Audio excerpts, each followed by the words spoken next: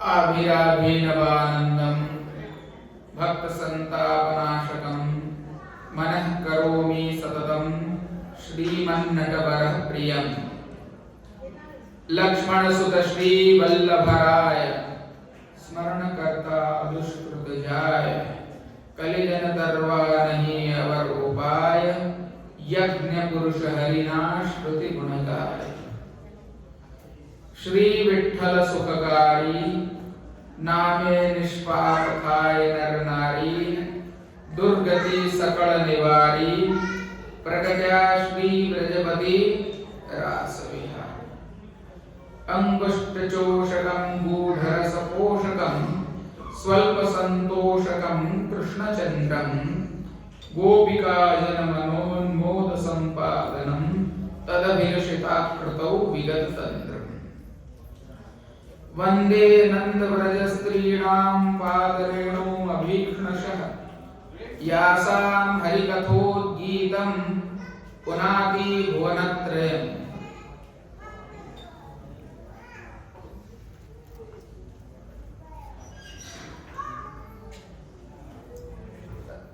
રાસ પંચાધ્યાય રસપાનના 10મા સત્રના ત્રીજા દિવસે આજે આપણે બધા એકત્રિત થયા છીએ અને સળંગ 3 દિવસથી આજે આનંદ અલગ અલગ પ્રકારથી આપણે લઈ રહ્યા છીએ વિવિધ પ્રકારના કથા પ્રસંગો દ્વારા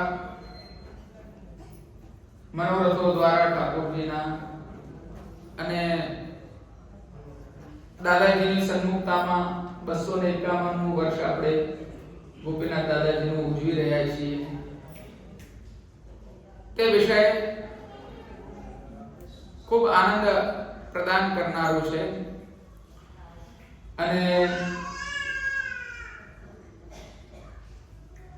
આજે તો સમયની મર્યાદા ખૂબ જ છે જોઈએ સમય કેટલો થાય છે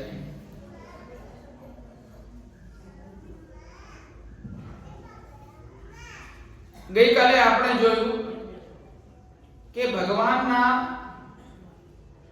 હસ્ત એ મસ્તક પર મૂકવાની એક વાત કરી પછી સ્વરૂપની વાત કરી પછી ત્રીજી વસ્તુ ચરણારવિંદની વાત કરી કે આ ચરણારવિંદને જે છે તે અમારા વક્ષસ્થળ પર મૂકો અને ચોથી વાત ગઈકાલે જે આપણે જોઈ તે મુખારવિંદની વાત જોઈ એટલે કે વાણી અધરામ્રતા તેના દ્વારા આ ચારે વસ્તુ દ્વારા અમને જીવડાવો હવે અમારા પ્રાણ છૂટી જવાની તૈયારી છે એ પ્રકારની વાત આપણે ગઈકાલે જોઈ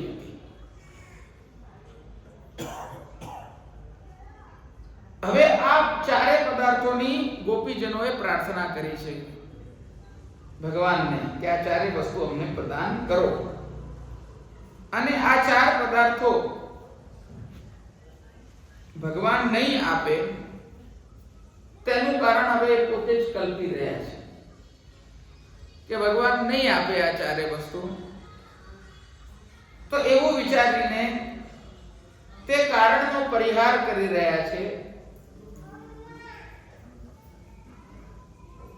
तव कथामृतम तप्त जीवनम कवि भीड़ितम कल्मषापहम श्रवण मंगलम श्रीमदाततम भुवि गृणन्ति ते भूरिदा जना आ बहु જ મહત્વપૂર્ણ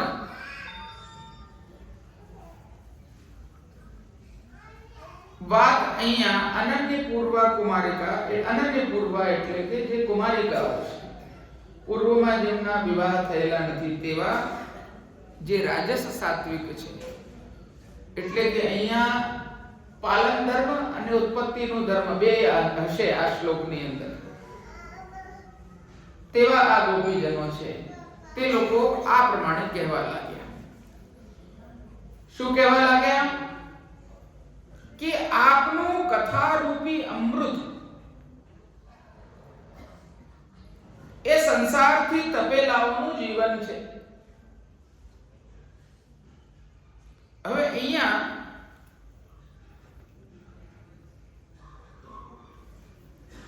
ટ્રાન્સલેશનમાં ભૂલ લાગે છે મને આ પુસ્તકમાં, કેમ કે મહાપ્રભુજી સીધી વાત શું કરી રહ્યા છે, નનુ સર્વમિદમ. હવે સર્વમિદમનો અર્થ તો આ જગત થાય છે, સંસાર નથી થતો. જુઓ ટ્રાન્સલેશનમાં આટલી નાની નાની ભૂલો પુષ્ટિ માર્ગના પૂર્વ સિદ્ધાંતને બદલી નાખે છે. આપણે ત્યાં જગત અને સંસારનો બહુ જ મહત્વપૂર્ણ રીતે ભેદ શ્રી મહાપ્રભુજીએ બતાવેલો છે. જગતનો અર્થ છે કે આ પ્રપંચ, પ્રપંચ એટલે કે ભગવાનનો પ્રપંચ, ભગવાનનો બાહ્ય દેખાવ. આજે આપણે પ્રપંચ શબ્દનો અલગ પ્રકારથી અર્થ કરીએ છીએ. એને કોઈક પંચાયત કરતું હોય કે કોઈક ડોળ દેખાવ કરતું હોય તેની સાથે આપણે જોડી દઈએ છીએ, નેગેટિવ સેન્સમાં, નકારાત્મક રીતે જોઈએ છીએ. મૂળતયા પ્રપંચનો અર્થ છે બાહ્ય દેખાવ. જેવી રીતે કોઈ એક નટ છે, નાયક છે, હીરો છે, સ્ટેજ પર નાટ્ય કરી રહ્યો છે, તે રાજા બનીને આવે તો એ રાજા બનવું એનું, એ વ્યક્તિનું, એ એનો પ્રપંચ છે, બાહ્ય દેખાવ છે. મૂળતઃ એ રાજા નથી. અને એવું બી એનો અર્થ નથી કે ભ્રમ છે, બધું માયા છે બધી, કે આ નામનો કોઈ વ્યક્તિ જ નથી, કે આવું કંઈ દેખાતું નથી, આ તો મારો ભ્રમ છે કે આ દેખાય છે મને રાજા. એ માણસ તો છે જ પાછું. સમજાય છે બધાને?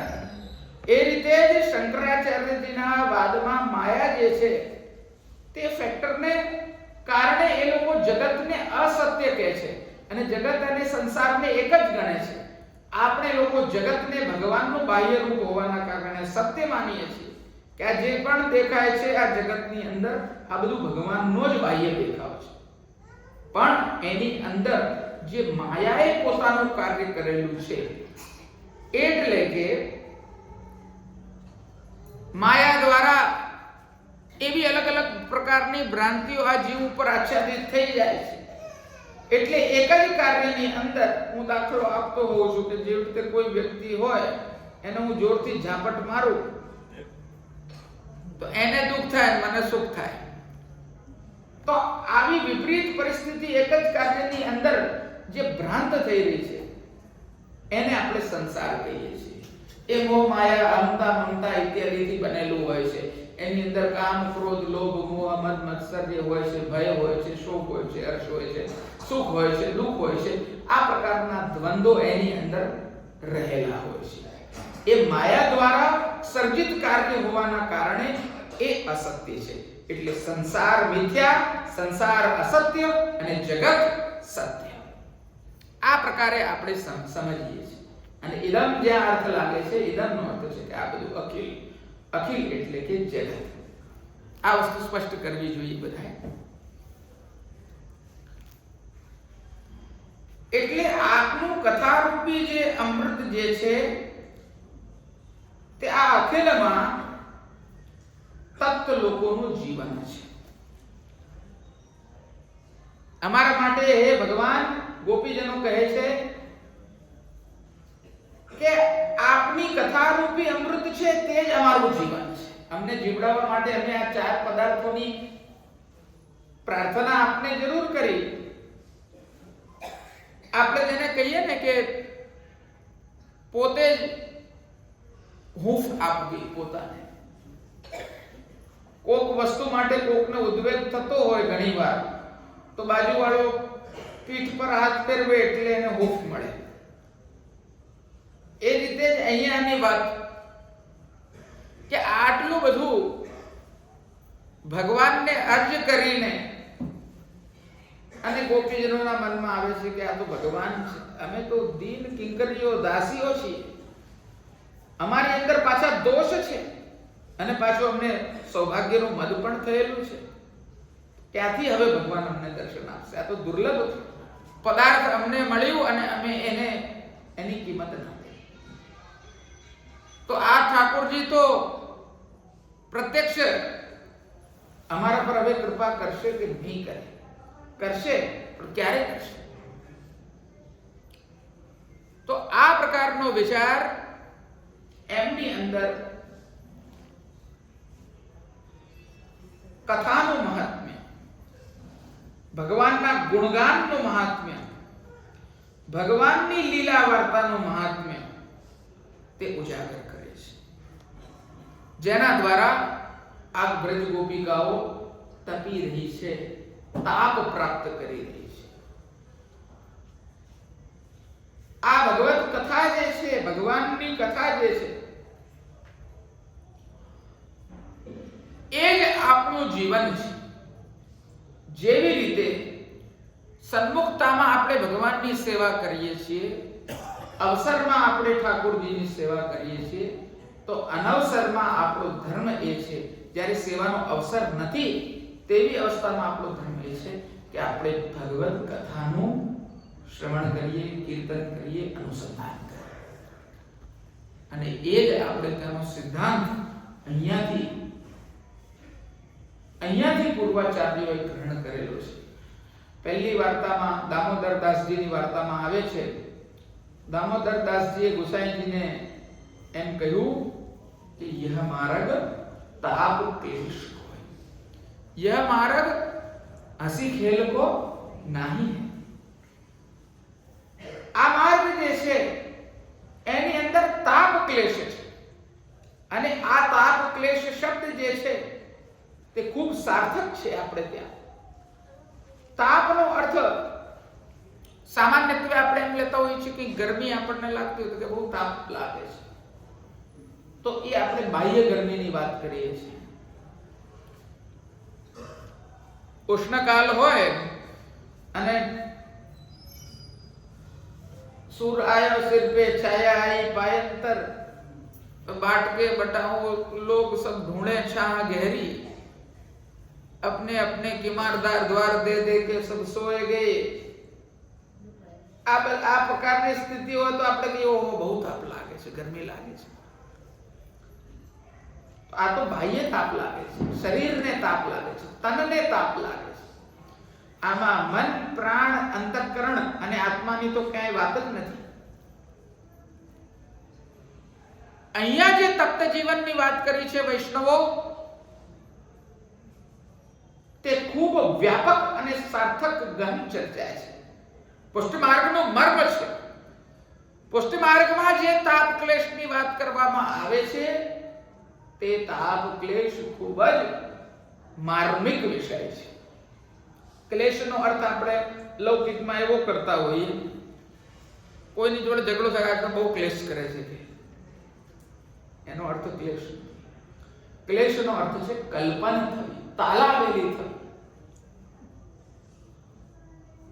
પરી હે ચટપટી દરસ કી, કીર્તનમાં આવે છે, પરી હે ચટપટી દરસ કી, ચટપટી તાલાવેલી. કલ્મશાપ, કલ્પન થવું, ક્લેશ થવું, આ જ વસ્તુ તાપ ક્લેશ સાથે જોડાયેલો છે. ક્લેશ અને આ તાપ અને આ ક્લેશ પુષ્ટિ માર્ગમાં ફલાત્મક માન્યો છે. એનો સિદ્ધાંત અહીંયાથી નીકળેલો છે. ઘણા લોકોનો આ એક બહુ મોટો પ્રશ્ન હોય છે વૈષ્ણવો, કે પુષ્ટિ માર્ગમાં આ તાપ ક્લેશને આટલું બધું ફલાત્મક કેમ માન્યો છે? આ વિપ્રયોગની દશા છે, ભગવાન દૂર છે, ભગવાન જોડે બિરાજમાન નથી, અપ્રત્યક્ષ રૂપે, પરોક્ષ રૂપે કેવી રીતે ફલાત્મક સ્થિતિ હોઈ શકે છે? આ પ્રકારનો પ્રશ્ન આપ લોકોના મનમાં આવ્યો છે કે નથી આવ્યો કોઈ દાડો? કે ભાઈ ભગવાનથી દૂર રહેવું એ કોઈ ફળ હોઈ શકે? તો એ વાતનું સમાધાન આ સિદ્ધાંત દ્વારા કરવું જોઈએ. ગોપીજનોની આપ પરિસ્થિતિ જુઓ. અત્યારે આટલી ધન્યતા એમને પ્રાપ્ત થઈ છે, ત્યારે તાપની સુધી આવી છે. અને સંયોગ અવસ્થામાં એમને શું પ્રાપ્ત થયું? અભિમાન, સૌભાગ્યમત, જેને દૂર કરવા માટે ભગવાન અંતર ધ્યાન થયા છે. તાસામ તત્ સૌભાગ્યમદં વીક્ષ્યમાનં ચ કેશવ પ્રશમાય પ્રસાદાય તત્રૈમાંતર્ધીયત. ભગવાન કેમ અંતર ધ્યાન થયા છે? કે એ લોકોના સૌભાગ્ય મદને ભગવાને જોયો. ઓહો, અમારા આટલા નિજજન, આટલા નિકટના જીવ, અને એમની અંદર આટલો બધો દેહાભિમાન, આટલો બધો સૌભાગ્યવાન ભગવાન મારી જ જોડે છે. ઓહો, આ પ્રકારની વાત આમની અંદર, તો આમનો તો એ દૂર કરવો જોઈએ. દૂરના કોક જીવ હોત, કોક આસુરી જીવો હોત, તો ભગવાન આટલો બધો પરિશ્રમ ન કરત અને ન કરાવત. પણ અહીંયા ભગવાને એને દૂર કરવા માટે પ્રશમાય અને પ્રસાદાય એટલે કે કૃપા કરવા માટે, દૂર કરવા રૂપી કૃપા કરવા માટે અંતર્ધ્યાન તત્રૈવ અંતર્ધ્યાન. અને અંતર્ધ્યાન થયા, જમનાજીના તટ પર આયા, ગોપીજનો ખૂબ ઠાકોરજીનું ચિંતન કરવા લાગ્યા, દોષોનો વિચાર કરવા લાગ્યા. અને ત્યારે આ ચાર વસ્તુની વિનંતી કરી કે આ કરો ભગવાન, શ્રીહસ્ત મારા મસ્તક પર મૂકો, આપના ચરણારવિંદ મારા વક્ષસ્થળ પર મૂકો, આપના સ્વરૂપનું દર્શન કરાવો અને આપની વાણીથી, આપના અધરામૃતથી અમને જીવાડો. આગળ હવે કહી રહ્યા છે કે હવે જીવડાવવું એ તો આપ જીવડાવો, પણ કેવી રીતે? તપ્ત જીવન. આપની કથાઓનું ગાન અમે તાપ કરતા કરતા ગાન કરીએ છીએ. આ તપ્ત જીવન જે છે તે અમૃત રૂપ છે.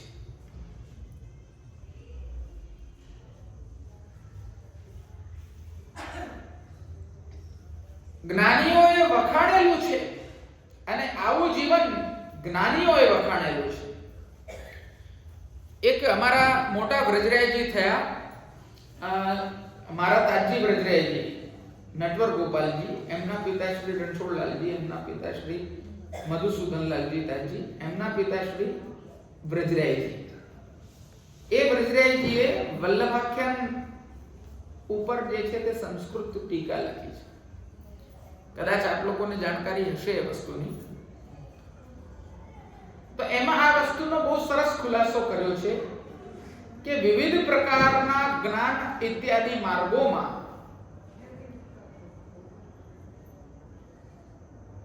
તદેતર ભક્તિ માર્ગીય બીજા પણ પંથોમાં, સંપ્રદાયોમાં તપને અલગ અલગ પ્રકારથી માન્યું છે. તપને અલગ અલગ પ્રકારથી માન્યું છે. તેમાં શાંકર પ્રભૃતિ સંપ્રદાયો એમ કહે છે કે તપ એટલે પંચઅગ્નિનું સેવન કરવું. એટલે કે ખૂબ ગરમી, પુષ્કળ તાપ પડતો હોય ત્યારે તપ કરવું, પરિશ્રમ દેહને આપવો અને એ પંચઅગ્નિનું સેવન કરીને ભગવાનનું નામ સ્મરણ ઇત્યાદિ કરવું, જપ કરવું, અનુસંધાન કરવું. રામાનંદ પ્રભૃતિના અલગ બીજા પંથોમાં તપ્ત મુદ્રાની ધારણ વિધિ છે કે જેની અંદર જે રીતે ડામ લે એ રીતે મુદ્રા, શંખ, ચક્ર ઇત્યાદિની એ લોકો આજકાલ બધા ટેટુ ચિતરાવે છે. એ સૈદ્ધાંતિક નથી. બહુ મહત્વપૂર્ણ વસ્તુ છે આ. આપણે ત્યાં અંગનું છેદ કરાવવું, અંગને કુરેદવું, એ આપણે ત્યાં જે છે તે શાસ્ત્રોક્ત માન્યું નથી. અને બીજું એનું કારણ એવું પણ છે કે જ્યારે આપણે દૂષિત અવસ્થામાં હોઈએ છીએ ત્યારે મૃદાથી જો આપણે મુદ્રા કરેલી હોય તો એને આપણે કાઢી શકીએ છીએ. પણ એટલી પવિત્ર મુદ્રા કે જે ભગવાનના પોતાના આયુધ ઇત્યાદિ છે, ભગવાનના નામ છે, મંત્રો છે, એને આપણે જો કાયમી રાખીએ અને અપવિત્ર અવસ્થામાં હોઈએ તો એને તમે કેવી રીતે જાળવણી કરી શકો, એના સન્માન. એટલે તપ્ત મુદ્રાદિનો નિષેધ, એના ઉપર બહુ મોટો શાસ્ત્રાર્થ છે. એ વિષય મારો નથી અત્યારે ચર્ચાનો, પણ કહેવાનો મતલબ કે એને એ લોકો તપ ગણે છે. પણ આ બે પ્રકાર, બે ઉદાહરણ લીધા મેં. આ પ્રકારોમાં તો એવું હોય છે કે માત્ર દૈહિક શ્રમ પડે છે. મુદ્દો આ છે કે આમાં માત્ર દૈહિક શ્રમ પડે છે. પંચઅગ્નિનું સેવન કરો, પછી વરસાદ હોય ત્યારે આટલા આટલા જલમાં ભગવાન રહીને ભગવાનનું નામ લો, તપસ્યા કરવી, આ બધું જ જે છે તે એક પદ્ધતિમાં આવી ગયું. એ બધામાં તો દૈહિક શ્રમ છે માત્ર. આંતરિક રીતે શુદ્ધિ થાય છે નથી થતી એનું કોઈ ઠેકાણું નથી. અને અહીંયા તો ભગવાન બાહ્ય આભ્યંતર ભેદેના, બાહ્ય અને ભીતર આંતરિક બંને પ્રકારથી ભગવાન કૃપા કરવા માટે આ તપને ફલીભૂત કરે છે. પુષ્ટિ માર્ગીય વૈષ્ણવોનું તપ એટલે કે આ તાપ છે. પુષ્ટિ માર્ગીય વૈષ્ણવોનું તપ છે. અને આપણે લોકો જ્યારે પણ ઠાકોરજી આપણને દર્શન આપે ત્યારે દર્શન કરીએ, સ્વરૂપના પ્રત્યેક અંગોપાંગનું ચિંતન કરીને પોતપોતાના સ્તર મુજબ આપણે એ સ્વરૂપ, એ શ્રી વિગ્રહનું યુક્ત ભાવન કરીએ છીએ. અને એ જ સ્વરૂપનું ભાવન જ્યારે ઠાકોરજીનો અવસર હોય છે ત્યારે પણ ચિંતનની અવસ્થામાં કરીએ છીએ. ત્યારે પણ એ જ સ્વરૂપ આપણી સામે મૂર્તિમંત બિરાજમાન છે. અને સંયોગની અવસ્થામાં પણ એ જ સ્વરૂપ આપણે સન્મુખ મૂર્તિમંત બિરાજમાન છે. આંતરિક રીતે આપણે એ જ ભગવાન સાથે જોડાયેલા છીએ, એ જ ભગવાનના જ સંધાનમાં છીએ. આ જ તપ્ત જીવન જે છે તે અમૃતમય છે. તવ કથામૃતમ તપ્ત જીવનમ કવિ વિરીડિતમ. અને આ જ્ઞાની પ્રવૃત્તિ લોકોએ આ જ તપ્ત જીવનને વખાણેલું છે. આ વખાણવાની જે વાત કરી રહ્યા છે જ્ઞાનીઓની, આ તપસ્યા, એને જ આ જ તપસ્યાને વખાણેલી છે. અને પછી શું કીધું?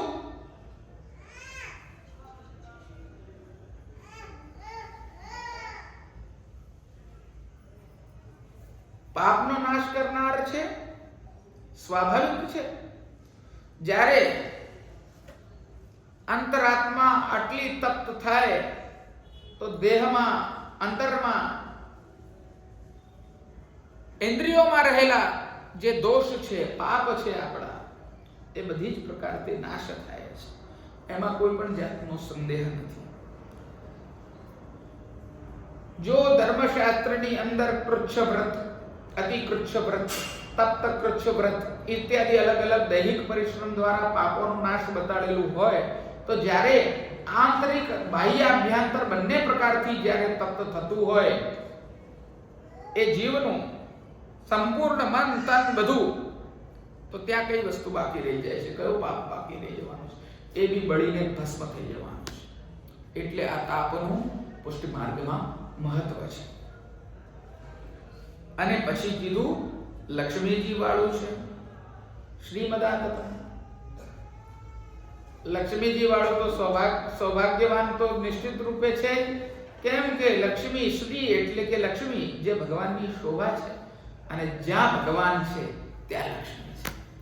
લક્ષ્મીની પાછળ દોડવાનું ના હોય, ભગવાનની પાછળ દોડવાનું હોય. જ્યાં ભગવાન દોડે ત્યાં લક્ષ્મી દોડે પાછળ. આ વસ્તુ પર આપણે ચર્ચા પરમ દિવસે કરી હતી કે લક્ષ્મીજી શ્રી નિકેતનમ, જ્યારે એની ચર્ચા થઈ ત્યારે આપણે વાત કરી હતી.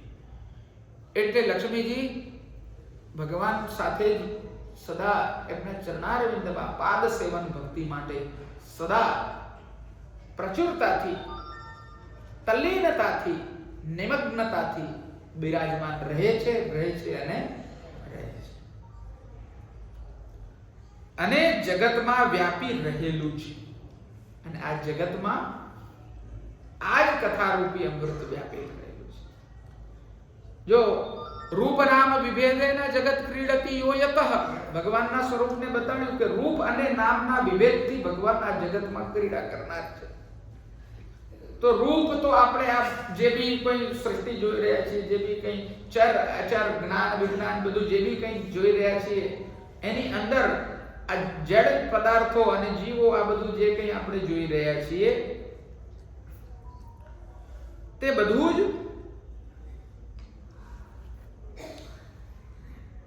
રૂપ છે. અને નામ સ્વરૂપેણ જે કોઈ પણ શબ્દ બ્રહ્મ, નાદ બ્રહ્મ આપણે જોઈ રહ્યા છીએ, જે કંઈ પણ આપણે ઉચ્ચારણ કરીએ છીએ, બોલીએ છીએ, જ્ઞાન રૂપી જે સ્વરૂપ છે, અવ્યક્ત રૂપી જે સ્વરૂપ છે, તે પણ આ જ ભગવાનનું આધ્યાત્મિક સ્વરૂપ છે. એટલે એમાં પણ કોઈ પણ જાતનો ભેદ નથી. એટલે આ ભગવાનનું ચિંતન કરીને સમસ્ત જગતમાં વ્યાપેલા આ ભગવાનનું ચિંતન કરવું કથા દ્વારા તે જ અમૃતત્વ સૂચિત કરવામાં આવ્યું છે. જ્ઞાનીઓ દ્વારા વખાણેલું છે, પાપ નાશ કરનાર છે, લક્ષ્મીજીનું સ્થાન છે અને જગતમાં વ્યાપ્ત છે. ઉદાર અને ભગવદ રૂપ વ્યાસ વગેરે પણ આ મહાપુરુષો આ કથાના ગુણગાન કરે છે. આનાથી આ કથા દ્વારા જ આ લોકો જીવી રહ્યા છે, આ લોકો તપી રહ્યા છે. આ જ ભગવત કથા છે, આ જ ભગવાનના ચરિત્રનું ઊંડાણપૂર્વક ચિંતન અને ગાન છે, સ્મરણ છે. આ જ ભગવાનની નવધા પ્રકારની ભક્તિ છે, પ્રેમ લક્ષણાત્મક ભક્તિ છે.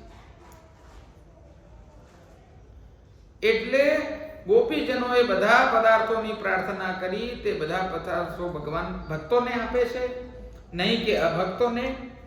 વિરહની અવસ્થાની અંદર પણ ગોપીજનો જીવે છે તે ઉપર થકી નક્કી થાય છે કે તેઓ ભગવાનના ભક્ત નથી. ભગવાનને તો કોઈ પણ પદાર્થની અપેક્ષા નથી. જે ભગવાનને લક્ષ્મીજી જેવી કરોડો દાસીઓ છે તેમને અમારા એટલે કે ગોપીજનો જેવા જીવથી કાંઈ પ્રયોજન નથી. આ પ્રકારનું વિચાર જો આવે તો અહીંયા સમાધાન આપી રહ્યા છે કે ગોપીજનોએ કરેલી આ બધા જ પદાર્થોની વિનંતી તે વ્યર્થ નથી. કઈ રીતે? તો એનું સમાધાન અહીંયા પ્રશ્ન બી મહાપ્રભુજી ઉભો કરે છે, એનું સમાધાન પણ મહાપ્રભુજી આપી દે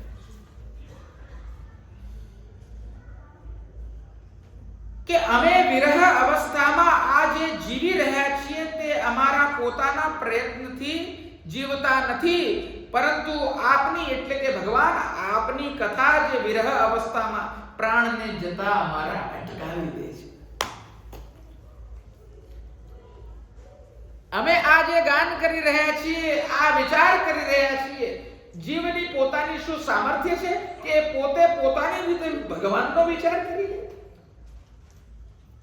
નાનાથી નાના પદાર્થનો વિચાર નથી આવતો, નાનાથી નાના તર્કનો બોધ નથી આવતો. જો એને ભગવદ ઈચ્છા ના હોય કોઈ વસ્તુ કરાવવાની, ભગવાનની ઈચ્છા ના હોય કોઈ વસ્તુ જીવ જોડે કરાવવાની, તો એ ગમે તેટલી સારી અવસ્થામાં પણ મામલો ફેલ થઈ જશે.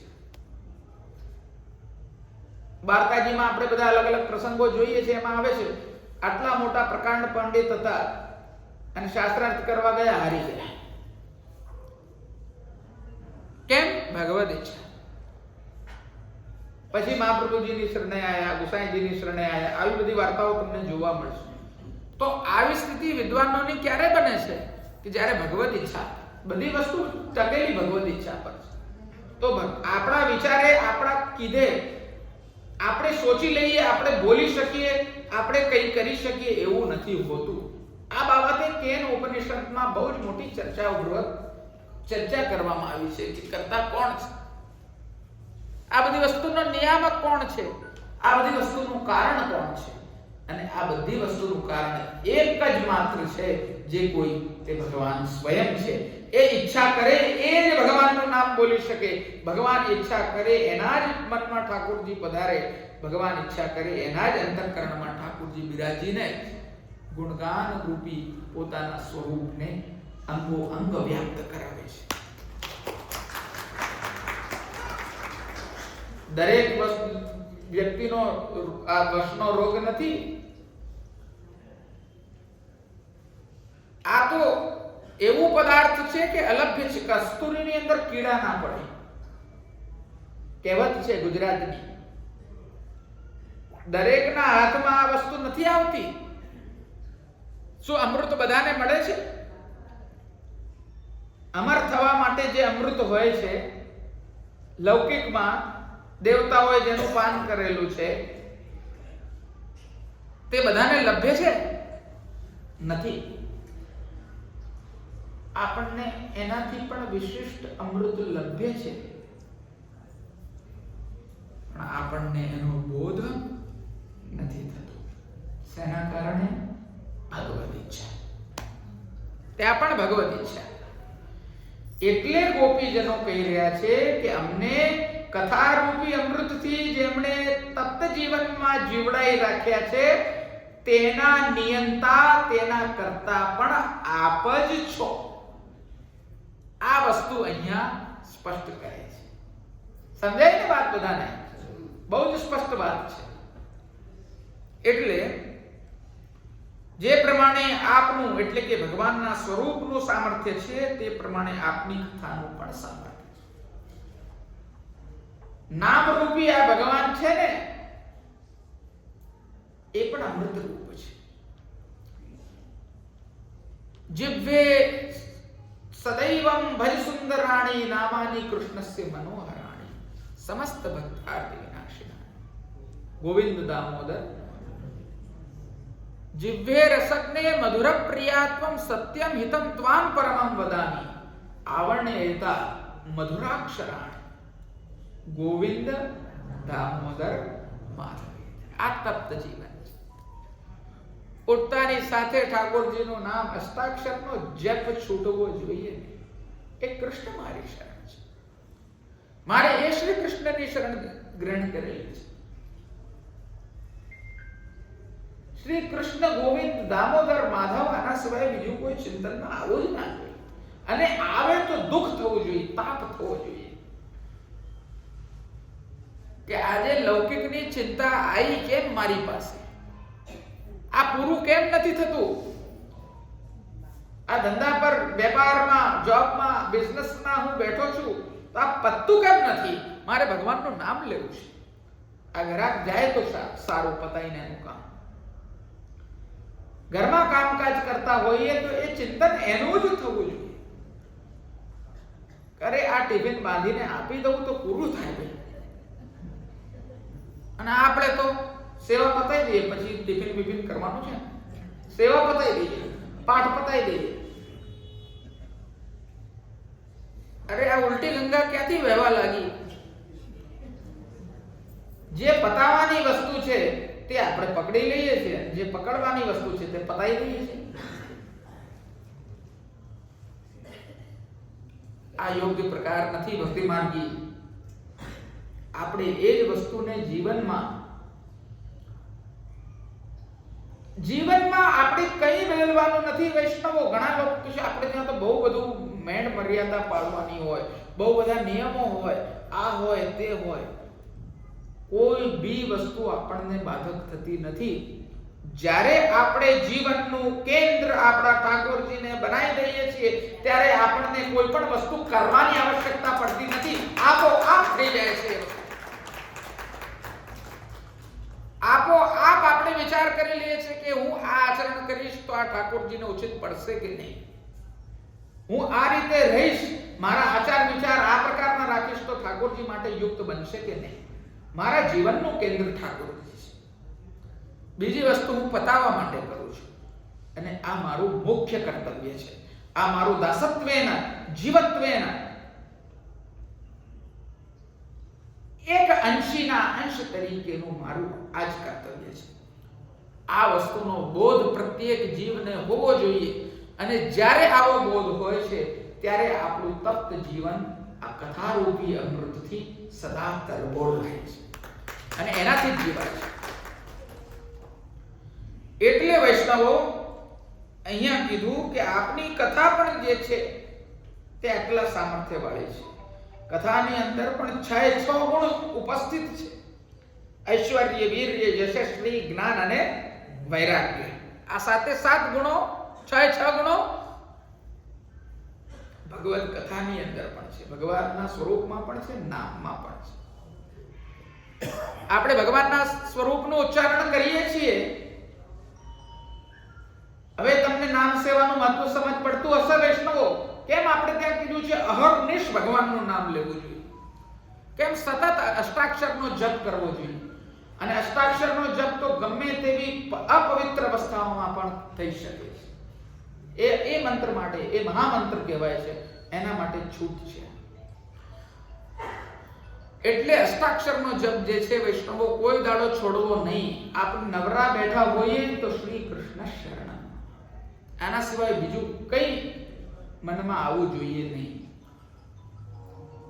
પૂર્વાચાર્યોના અમે લોકો પ્રસંગ સાંભળીએ, આપણા ગુરુદેવના આપણે પ્રસંગો સાંભળીએ,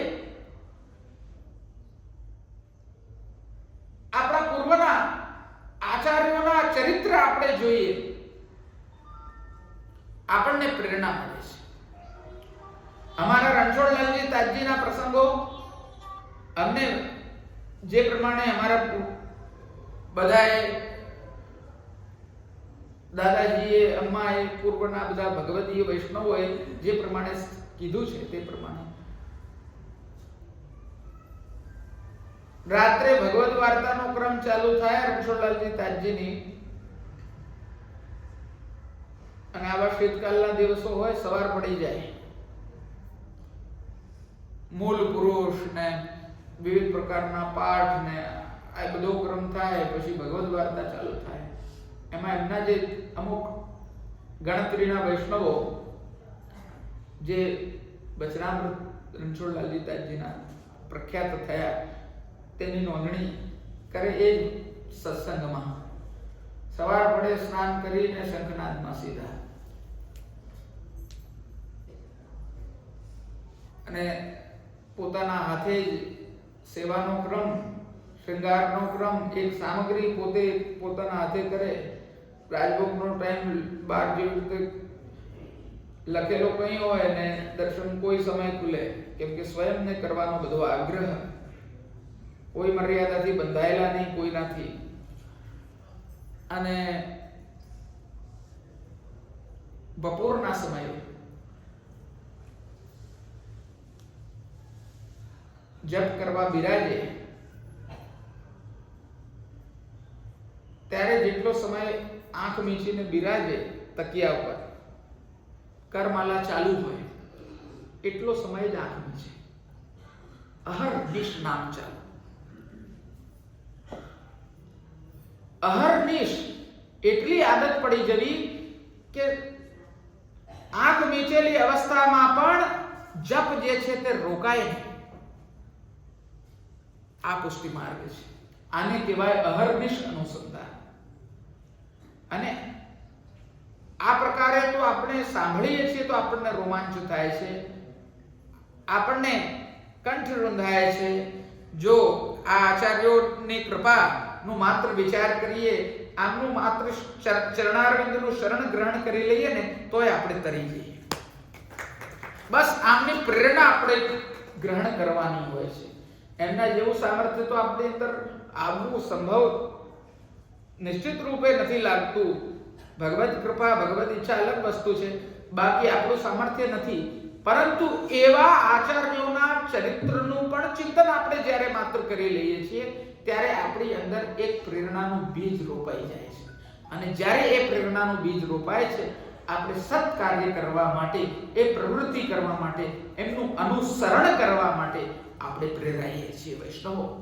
એટલે આ બધી વાતો હું કરી રહ્યો છું. આ તપ્ત જીવન છે. તપ્ત જીવન ઉપર હું અહીંયા 15 દિવસ પ્રવચન આપી શકું છું. એટલો મોટો, આ એટલો પ્રગાઢ વિષય છે. આ તાપ પુષ્ટિ માર્ગની અંદર મુખ્ય માનવામાં આવ્યો છે. જ્યાં જુઓ ત્યાં તમે શિક્ષાપત્રની અંદર જોઈ લો, શ્રી હરિરાયજી મહાપ્રભુજી દરેક સ્થળ પર તાપનું મહત્વ બતાડી રહ્યા છે. સદા વિરહ ભાવેન ભાવાત્મા ભાવ્યતામ હરિ શ્રી કૃષ્ણ હૃદય દેશસ્થ સ્વામીની નામ કૃપાનિધિ ઇત્યાદિ ઇત્યાદિ ઇત્યાદિ ઇત્યાદિ. આપણે ત્યાં વિરહ અવસ્થાની જે છે તે ફલાત્મક ગણી છે. કારણ કે આપણે તપ્ત અવસ્થામાં રહીને, નિમગ્ન રહીને ભગવાનના નામોનું ઉચ્ચારણ કરી શકીએ છીએ, આપણે ભગવાનની લીલાઓનું ચિંતન કરી શકીએ છીએ, આપણે ભગવાનનું અનુસંધાન કરી શકીએ છીએ, અને આપણે ભગવાનના સ્મરણમાં, ચિંતનમાં, કીર્તનમાં, શ્રવણમાં, દરેક વસ્તુમાં એ પ્રેમ લક્ષણાત્મક ભક્તિનો અનુભવ કરી શકીએ છીએ. આ પુષ્ટિ માર્ગ છે. એટલે વૈષ્ણવો એની અંદર પર ઐશ્વર્ય, વીર્ય, શ્રી, જ્ઞાન, વૈરાગ્ય આદિ ષડગુણો બિરાજમાન છે. એટલે જ એ મોક્ષ આપનારી છે, અને એટલે જ એ પરમાનંદ રૂપ છે. ગઈકાલે મેં મોક્ષની ચતુર્વિધ ગતિ બતાડી ચર્ચા કરી હતી. પ્રાકૃતા સકલા દેવા ગણિતાનંદકમ બૃહત, એમાં મેં મોક્ષની ચર્ચા કરી હતી કે બૃહતમાં અક્ષરની અંદર એકત્વ પ્રાપ્ત થઈ જવું તે મોક્ષ છે. તો આ કથા દ્વારા મોક્ષ પણ થાય છે, પણ મોક્ષ આપણું લક્ષ્ય નથી. અને બીજું લક્ષ્ય જે આપણું છે, ભક્તિ માર્ગીય લક્ષ્ય જે છે તે પરમાનંદ રૂપ છે. પરમાનંદનો અર્થ છે પૂર્ણાનંદો હરિસ્તસ્માત કૃષ્ણ એવ ગતિર્મમ. ત્યાં જે છે અપરિમિત આનંદ, ઇનફાઇનાઇટ, જેની કોઈ પણ પ્રકારની ગણતરી નથી, એવા અપરિમિત આનંદ સ્વરૂપ શ્રી કૃષ્ણ, તેમનું સ્વરૂપ અને એમનું નામ એ આપણા જીવનમાં અમૃત રૂપી સંચરિત થતું રહે છે, વહેતું રહે છે. અને આ જ પુષ્ટિ માર્ગીય જીવનનું માર્મિક રહસ્ય છે. એટલે વૈષ્ણવો, આપણે આ તપ્ત જીવનને ફલિત કરવું જોઈએ. આપણા જીવનની અંદર આ તાપ ફેક્ટરને, અમારા તાજીના મારા જન્મના બીજા કે ત્રીજા વર્ષે એક આપે ભક્તિ એક ક્ષણ નામની ડોક્યુમેન્ટરી બહાર પાડી હતી. જાણવા લાયક પ્રસંગ છે આ. અને એની અંદર પ્રશ્ન કરતા પૂછે છે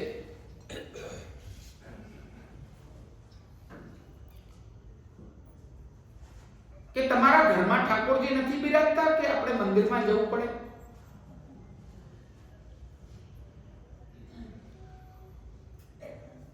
તો મંદિરમાં કેમ જવું? ત્યાં જઈને શું સાર્થકતા છે? ઠાકોરજી તો ઘરમાં પણ બિરાજે છે, એ જ ગુરુદેવ દ્વારા સેવા કરીને બિરાજે છે, એ જ યતત સ્વરૂપનું પ્રત્યક્ષ સ્વરૂપ માનીને આપણે સેવા કરીએ છીએ. એમાં શું ભેદ છે પછી? તો અમારા તાજી એમાં એમની ચિર પરિચિત છઠ્ઠામાં આજ્ઞા કરે છે. આ અમે કરતા હતા, હું કોટ કરું છું, આ અમે કરતા હતા. આ જ પ્રશ્ન મેં મારા બાપને કર્યો હતો. આ જ પ્રશ્ન મેં મારા બાપને કર્યો હતો. અમે ગોકુલમાં રહેતા હતા, ત્યારે અમે સેવા કરતા હતા. તો કે ત્યાં ગોકુલના મંદિરમાં ઠાકોરજી નથી બિરાજતા કે ગોકુલનાથજીમાં સેવા કરવાનું આપને મન થાય છે? કે ત્યારે દાદાજીએ આજ્ઞા કરી, એટલે કે રણછોડલાલજી મહારાજે મારા તાજી બ્રિજરાયજી મહારાજને આજ્ઞા કરી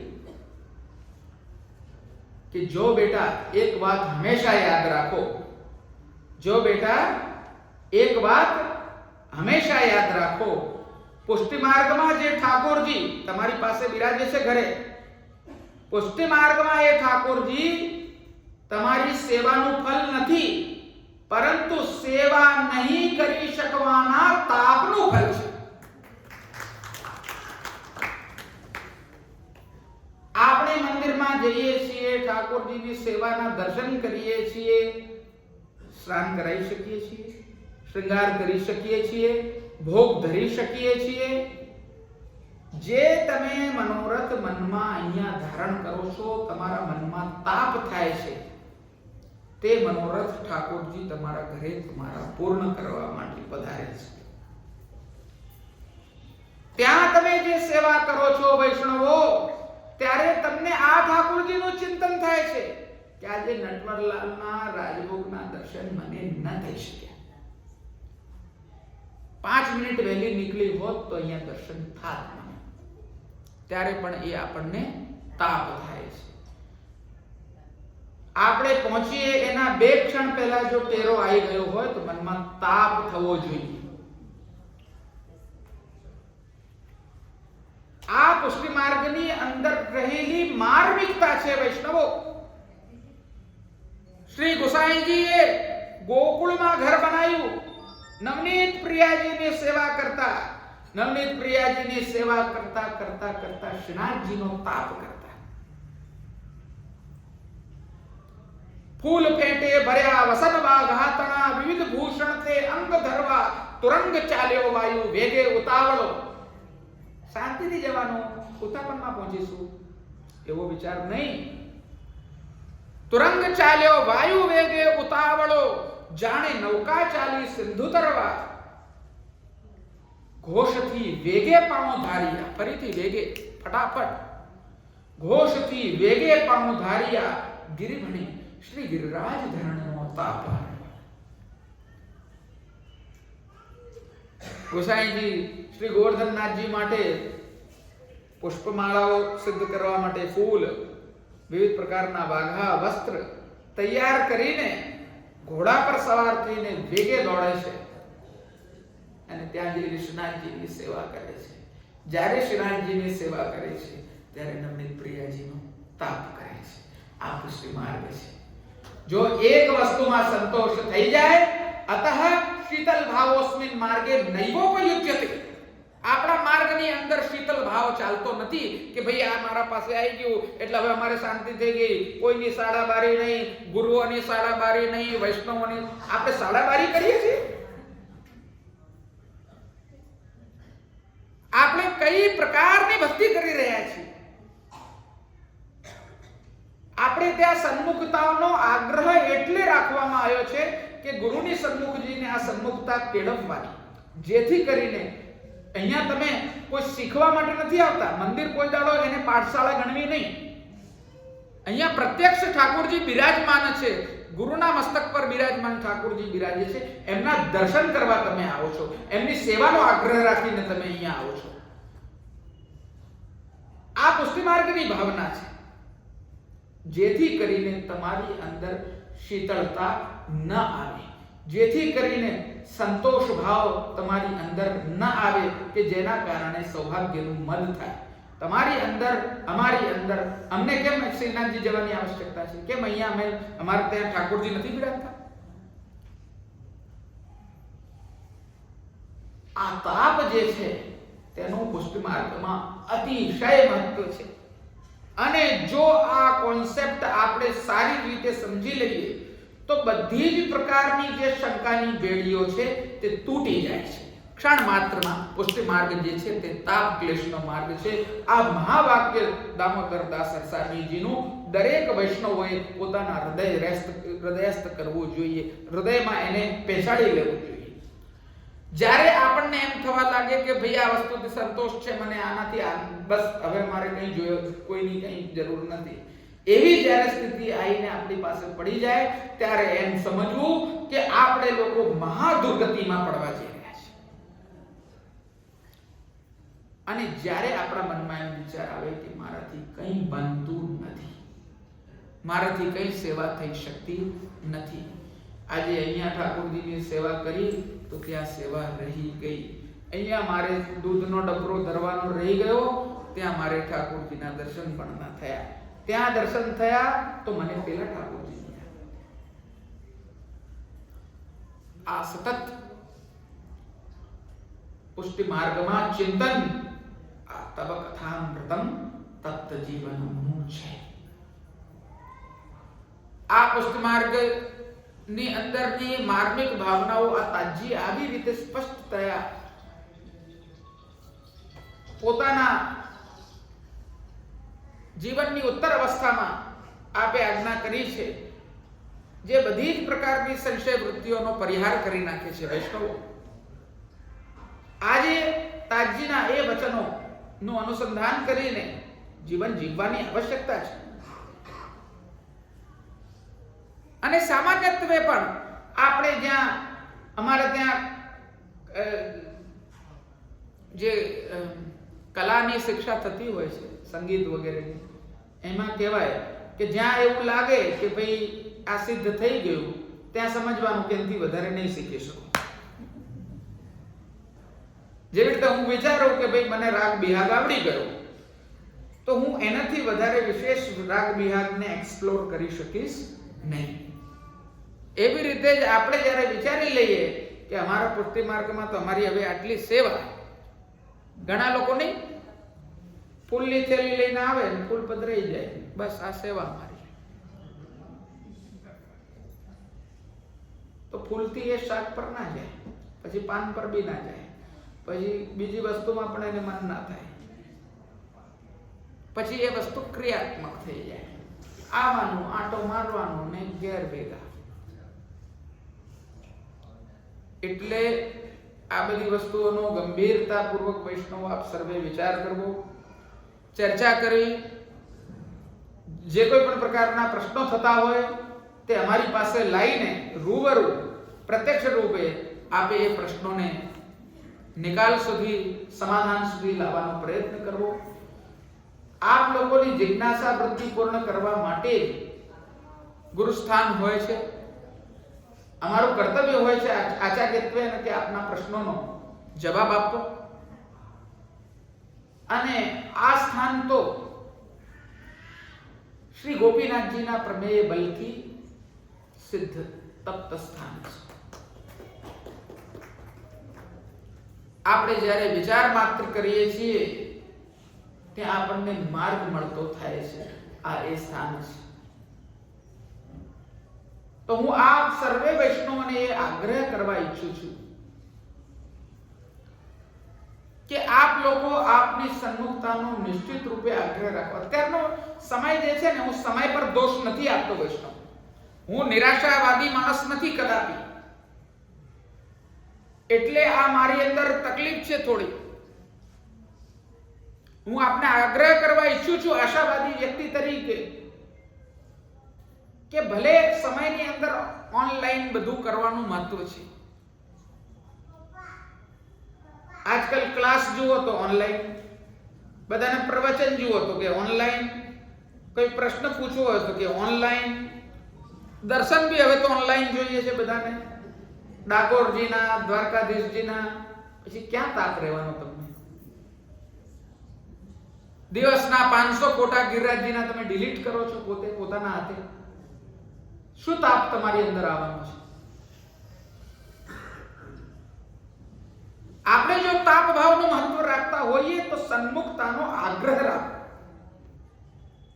આજે ભગવાન આપ છબીમાં દેખાઓ છો, પ્રત્યક્ષ તો દેખાઓ. લૌકિકમાં કોઈ પ્રેમી પ્રેમિકા માટે ફોટો રોજ રોજ મોકલ કરે તો એને થાય કે હવે દેખાય તો ખરી.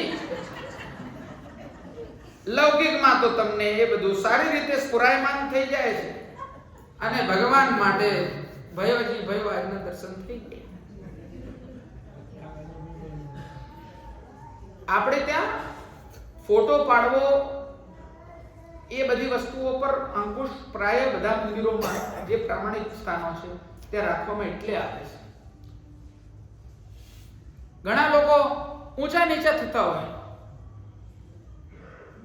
અને ઉગ્ર થઈ જાય.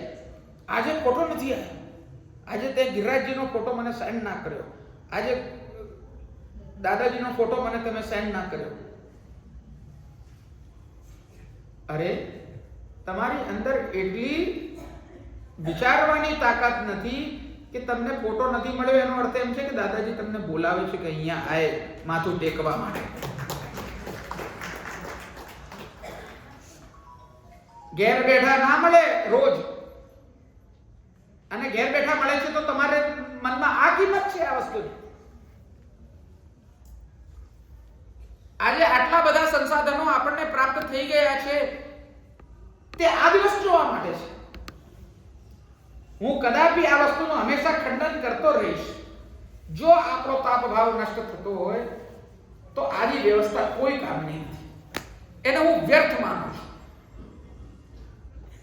અને જો આપણી અંદર એ જ છબી સન્મુખતા પ્રાપ્ત કરવા માટે તાપ જગાડતી હોય કે ફોટામાં ભગવાન દેખાવ છો, હવે સન્મુખ ક્યારે બોલાવશો ત્યારે એ વ્યવસ્થાને હું ઉચિત માનું છું. અને મારો હેતુ જે છે તે એટલા પૂરતો જ છે. આ બધા તત્વસ્થળો જે છે એને પ્રચાર પ્રસારની આવશ્યકતા નથી. એના માટે ફોટાઓ મૂકવામાં નથી આવતા. પરંતુ આપની અંદર રહેલો જે આ તાપ ભાવ છે તે પરિજાગૃત રહે, આપને સન્મુખતાનો આગ્રહ રહે, આપની અંદર શીતળ ભાવ ઉત્પન્ન થાય નહીં, તેના માટેની આ બધી વ્યવસ્થાઓનો આપણે લાભ લઈએ છીએ. એટલે કાળનો દોષ નથી, આપણો દોષ છે. એ વસ્તુ બધાએ માનવી જોઈએ. અને જ્યારે આપણે આપણા દોષોનું ચિંતન કરીએ છીએ ત્યારે ભગવાનની કૃપા સ્ફુરાયમાન થાય છે. કૃપા તો લાલન જુગી चाहिए, अपनो दोष विचार सखी, उनસો કછું ન કહીએ. જેટલા દોષોનું ચિંતન કરીએ છીએ એટલો તાપ થાય છે, જેટલો તાપ થાય છે એટલી દૈન્યતા આવે છે, જેટલી દૈન્યતા આવે છે એવા દૈન્ય દીન જીવો ઉપર દીનાનાથ, દીનબંધુ, દીન દયાળ એવા ઠાકોરજી કૃપા કરે છે, સાક્ષાત્કાર કરાવે છે, અનુભવ કરાવે છે. આ પુષ્ટિ માર્ગનું રહસ્ય છે. અને જે લોકો પોતાના ગુણોનું ચિંતન કરે તો એને મદ, સૌભાગ્યનું અભિમાન થઈ જાય, મદ થઈ જાય છે. આ પ્રકારે એની દૈન્યતાનો નાશ થઈ જાય છે, શીતળ ભાવ થઈ જાય છે, વિમુખ થઈ જાય છે, દુર્ગતિને પ્રાપ્ત થઈ જાય છે. એટલે આ બંને ભેદ વૈષ્ણવોએ સમજવા જોઈએ. અહીંયા વાત તો બધી ઘણી બધી છે. હવે આવતા સત્રમાં આપણે તવ કથામૃતમનો અડધો જે વિષય રહી ગયો છે તે આપણે લઈશું. આજે હું અમારી આટલી વાત કરીને ગોપીનાથ દાદાના ચરણારવિંદમાં વિનંતી કરું છું કે આ કથા, આ ભગવદ ગુણગાન, આ સ્વરૂપનું અવગાહન આવી રીતે થામી જશે તો આનંદ નહીં આવે. એટલે ફરીથી આ રાસ પંચાધ્યાયનું આપણે સત્ર જે છે તે આગળ બીજું કરીશું. એના માટે મને તારીખોનું જ્યારે પણ સહુલિયત મને દેખાશે ત્યારે હું એને જાહેર કરાવડાવીશ. આપણે 251મું વર્ષ ગોપીનાથજીનું આ રીતે વિવિધ પ્રકારની પ્રવૃત્તિઓ દ્વારા, ભગવત ચિંતન દ્વારા, ભગવત સ્વરૂપ અવગાહન દ્વારા, કીર્તન દ્વારા, રાસ, ગરબા, હિંચ, હમચી, જે રીતે પણ આપણે ભગવાનનું અનુસંધાન કરી શકીએ તે બધા જ પ્રકારથી આપણે ઉજવવાનું છે. એક વાત બીજી પણ આપ લોકોના કાનમાં વાત નાખીને રાખું કે અખંડ ભક્તિ જ્યોતિ રસોત્સવનો બીજો ભાગ પણ આપણે ક્યારે ને ક્યારે કરવાનો છે. હવે ક્યારે કરવાના છીએ તે હું અત્યારે નહીં પૂછો. કેમ? જોરથી પૂછો જરા. કેમ કે મારે કાર્યકર્તાઓની આવશ્યકતા છે જે ઓફલાઈન સન્મુખ રહે, ઓનલાઈન સન્મુખ રહે એવાની નહીં. ત્યારે હું એ સ્તરનો, એ દરજાનો કાર્યક્રમ કરી શકું. તો મારી એવી નિશ્ચિત રૂપે ઈચ્છા છે કે આપ લોકો બધા મંડળ થઈને, જોડાઈને મંદિરની પ્રવૃત્તિઓ સાથે, અહીંયા ચાલતી કોઈ પણ પ્રવૃત્તિ સાથે આપને જે વસ્તુમાં રસ છે તેમાં આપની 5, 15, 20 મિનિટ, 1 કલાક, 2 કલાક જે તમે આપી શકો તે સન્મુખતા દ્વારા એટલા સમયની સેવા આપો. દ્રવ્યની સેવા પોતપોતાના સ્થાન પર મહત્વપૂર્ણ હોય છે, એનાથી છૂટી નથી જવાતું.